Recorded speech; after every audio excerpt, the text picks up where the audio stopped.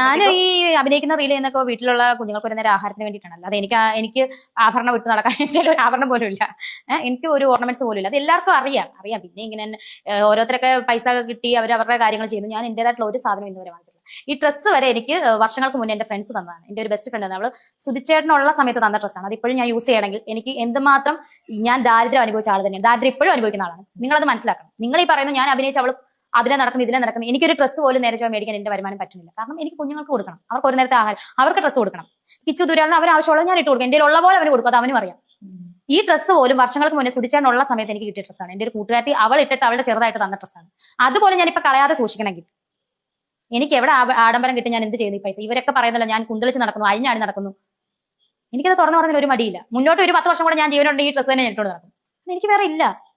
ആരും എനിക്ക് തരാനില്ല. ആരും കൊണ്ട് തരുന്നില്ല. 1-2 പ്രാവശ്യം വല്ല സുഹൃത്തുക്കൾ കൊണ്ട് ഡ്രസ്സ് തരുന്നില്ല. ഇട്ട ഡ്രസ്സൊക്കെ തന്നെയാണ് ഞാൻ യൂസ് ചെയ്യുന്നത്. എന്റെ സുഹൃത്തുക്കളൊക്കെ എനിക്ക്